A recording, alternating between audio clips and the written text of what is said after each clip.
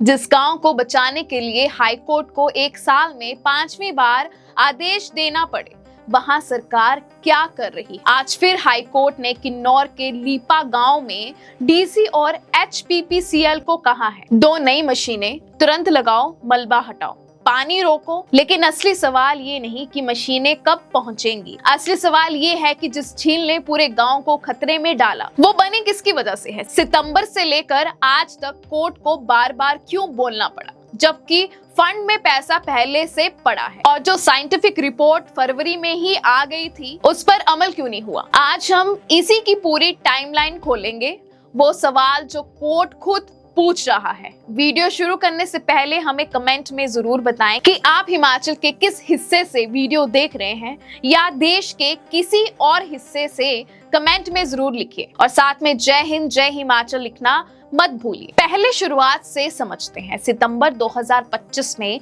किन्नौर में भारी बारिश हुई।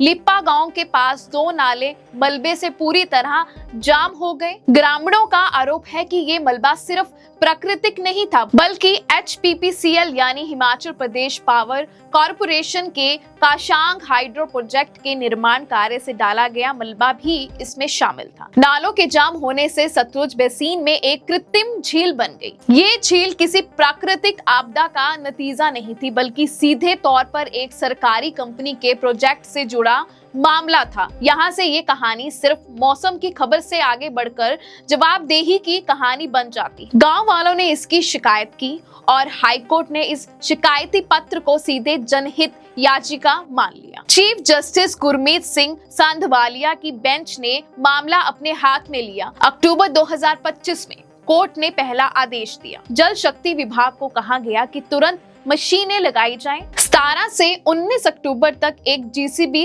बेकाहू लोडर लगाया गया। जब यह काफी नहीं लगा तो 25 अक्टूबर से 22 नवंबर तक एक बड़ी क्षमता की GCB 215 chain mounted excavator machine लगाई गई। इससे कुछ राहत मिली। नालों में पानी का बहाव अस्थायी तौर पर सामान्य हो गया। लेकिन यहाँ एक बात ध्यान देने वाली है, ये सिर्फ अस्थायी समाधान था।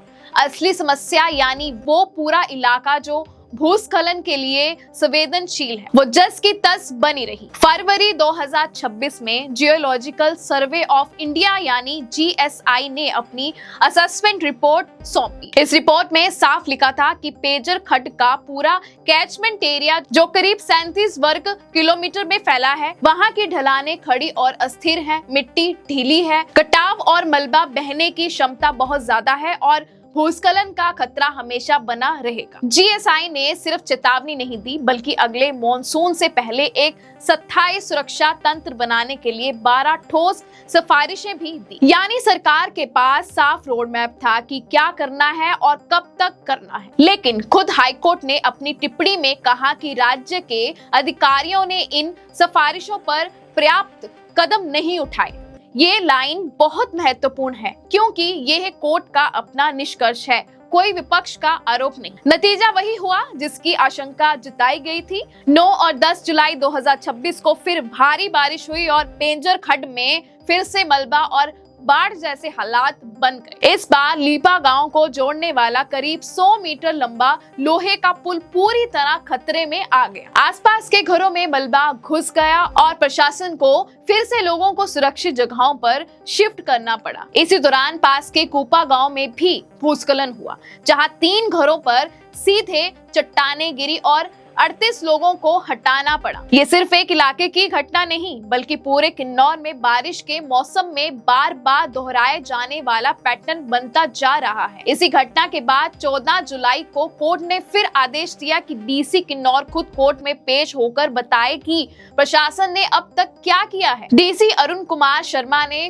कोर्ट में हल्फनामा दाखिल किया, जिसमें बताया गया कि जल शक्ति विभाग, पीडब्ल्यूडी, राजस्व विभाग, एचपीपीसीएल और लीपा पंचायत मिलकर काम कर रही हैं। पीडब्ल्यूडी ने करीब 40 घंटे एक चेन माउंटेड एक्सकेवेटर चलाया, जबकि एचपीपीसीएल ने अपनी मशीन करीब 73 घंटे तक चलाई। लेकिन कोर्ट में ये भी सामने आया कि जो मशीन एचपीपीसीएल ने लगाई थी वो ठीक से काम नहीं कर रही थी और पूरी क्षमता से मलबा नहीं हटा पा रही थी। यही बात कोर्ट के सहयोगी यानी एमिकस क्यूरी ने खुद अदालत में सामने रखी। साथ में मौके की तस्वीर भी पेश की गई। अब आते हैं आज की खबर पर, यानी 30 जुलाई 2026 के आदेश पर। कोर्ट ने देखा कि पुल के आसपास और नालों के संगम के पास बसे घर अब भी बहुत संवेदनशील स्थिति में हैं।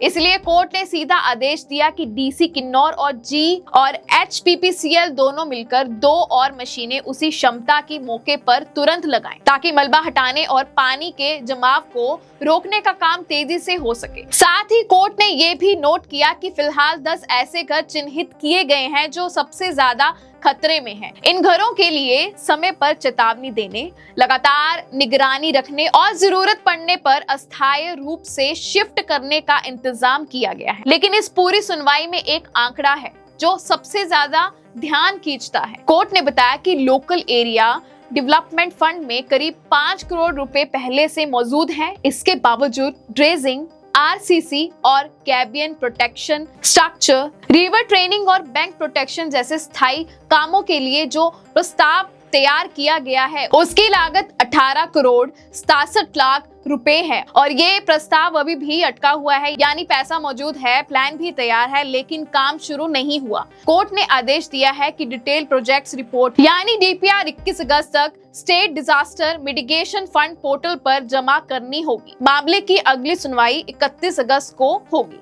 अब जरा इस पूरी टाइमलाइन को एक साथ देखिए। सितंबर 2025 में हादसा हुआ, अक्टूबर 2025 में कोर्ट ने पहला आदेश दिया, फरवरी 2026 में साइंटिफिक रिपोर्ट आई साफ चेतावनी के साथ, जुलाई 2026 में वही हादसा दोबारा हुआ, 14 जुलाई को कोर्ट ने फिर आदेश दिया और आज 30 जुलाई को कोर्ट को फिर आदेश देना पड़ा। यानी लगभग 1 साल में 5 बार कोर्ट को सीधे दखल देना पड़ा है, सिर्फ इसीलिए क्योंकि प्रशासन खुद समय पर कदम नहीं उठा रहा। अगर GSI की फरवरी वाली रिपोर्ट पर मॉनसून से पहले काम हो गया होता तो शायद जुलाई का हादसा या तो टलता या इतना बड़ा नहीं होता। यही कहानी सिर्फ एक गाँव की नहीं है, ये किन्नौर जैसे पहाड़ी और आदिवासी इलाकों में हाइड्रो प्रोजेक्ट्स और स्थानीय आबादी के बीच के तनाव की भी कहानी है। जब एक सरकारी कंपनी के प्रोजेक्ट से जुड़ा मलबा किसी गांव के लिए खतरा बन जाए और उस खतरे को ठीक करने के लिए भी कोर्ट को बार बार आदेश देना पड़े, तो ये सवाल जायज है कि जवाबदेही कहाँ है। पैसा फंड में पड़ा है,